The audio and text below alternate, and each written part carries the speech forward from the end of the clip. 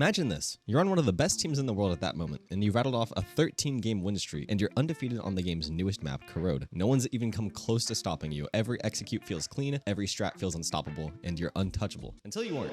On this day, Cubert Academy dismantled Envy like nobody has ever done before, and today, we're going to break down how it happened.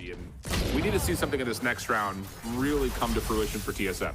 Feels like Envy can... And again, guys, really quick reminder, discord.gg/MVSK. Go ahead and join up. The server is now fully open for coaching. We're going to be dropping a lot more value in there on top of our YouTube videos, exclusive coaching sessions, free VOD reviews, and much more. So discord.gg/MVSK. Join up, come say hi, let us know you're from YouTube, and we will see you guys on the inside. The scoreline is 1-1. The two juggernauts of NA Tier 2, Cubert Academy and Envy. Envy had clawed out a hard-fought win on Lotus, but Cubert fired right back to them on Sunset. That left everything riding on the decider, Corrode, the newest map in the game, a map Cubert has never played before in officials, and a map Envy was undefeated on. In fact, Envy were coming off back-to-back 13-7 wins against Landor and YFP. Both games looked eerily similar. Start on defense, grind to a 6-6 half, then absolutely explode once the sides swapped, 7-1 attack halves in a dominant fashion. The formula was tested, the script looked written, and Corrode belonged to Envy. So when Cubert let Corrode float through the bans, it really was confusing to people. But it wasn't a gamble. Cubert had studied the tape, and they had the most insane antes of all time. They even picked defense, willingly letting Envy play to their strongest half first. What Cubert knew and Envy didn't was that this wasn't going to be another 7-1 slaughter. This was the day that we flipped the script. But Envy can still overwhelm the majority of the site, take over, leave Nismo standing alone. Everything else for Envy worked. Before we dive deeper into the match though, let's break down Corrode itself. It's still new, so the meta isn't fully locked, but its structure is pretty straightforward. It has 3 lanes, A, B, and mid. B site is simple, a main choke straight into site with a mid offering a secondary entry point. But A is different. A is segmented. You don't just take A, you fight through A main, then yard, then elbow or link, and only then can you get to site. Because of that, you rarely see teams just hard exec through the mains. It's much more common to split A through mid and force defenders to watch multiple points at once. Which brings us into mid. Mid is everything on Corrode. Without it, AXX fall apart, and you're basically forced into B. And if the defenders have a strong B anchor, say a Viper or a Vice, good luck. B also has a mid entrance, but it's so defender favored that trying to brute force it usually costs way too much utility, and that's why mid control isn't just nice to have, it's the key that unlocks this map's offense side. Check out this round, for example, from Sen versus G2. Look at how they position their players mid. Sen will stack a play into A main 2 rounds in a row. They look to go there, and they're absolutely right. This is a light site. Where Look at is VALORANT this TP? all the way back towards spawn. He sticks it. Hinge into Narrate, who is effectively solo away, but Narrate is waiting for it. He is ready. Envy came in with a reputation though. They only had 2 official best of 3 losses in their history, and before Cubert, they'd already played Corrode twice, winning both times in a very convincing fashion. How did they do that though? The first thing we'll look at is their comp. Fade, Phoenix, Yoru, Brimstone, and Cypher. A unique take on Corrode's developing meta. Fade wins out over Sova here thanks to her dog and Haunt being perfect for clearing Corrode's many tight corners and rooftops, which gives Envy a very safe ground to work with. Like the Desk was talking about, they know what to expect here from GE. Their star duelist Kane Zero ran Phoenix, which is pretty niche on most maps in pro play, but it's surprisingly effective here. His wall works as a pseudo smoke, creating space for entries while his flashes punish defenders hiding in those segmented choke points. Check out this run for example.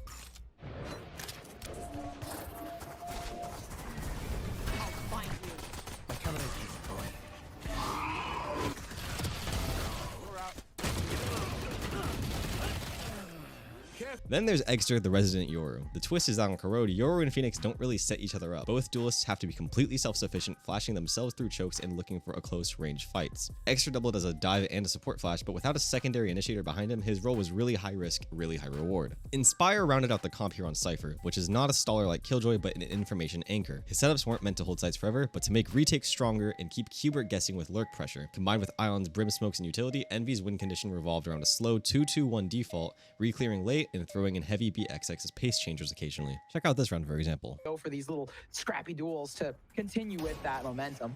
But this is going to put Landor in a bad spot. I've been hearing this place before. Something about deja vu and bind, but whatever the storyline may be, they're looking clean. Moose lost on how to work with Sacred because there's 2 lanes to watch and way too much to handle, and a Marshall that's yapping away, so Envy gonna make this round very quick. But wait, this flank is something. Nope.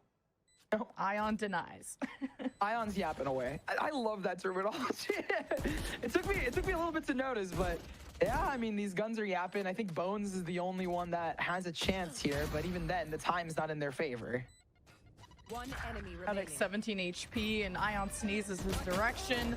The entire idea was simple but effective. Establish mid-presence early, force defenders to respond, then pivot to extremities when they weren't looking. Against Landor and YFP, it worked like a charm, but Cubert came prepared to break the pattern.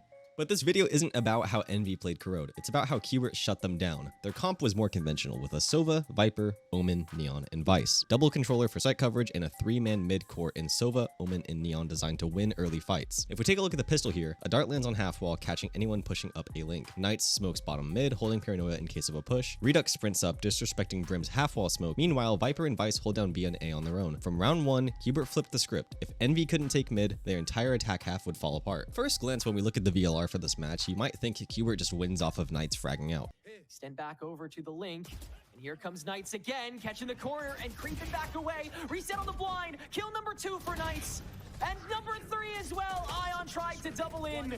And now it's the sandwich from the rest of Cubert. He got 20 kills against his own teammates, but that was not the real difference maker. The win came down to utility, specifically 2 players, Nismo on Vice and Q on Sova. Nismo's A setups were brutal. His wall and molly completely shut down Envy's trademark contact XX, forcing them to burn utility. But the key was his flash, not for early holds, but in deep elbow, perfectly placed to support retakes. Combined with Q's darts, it gave Cubert the info they needed to retake with confidence rather than gamble fights, as we see in this round here.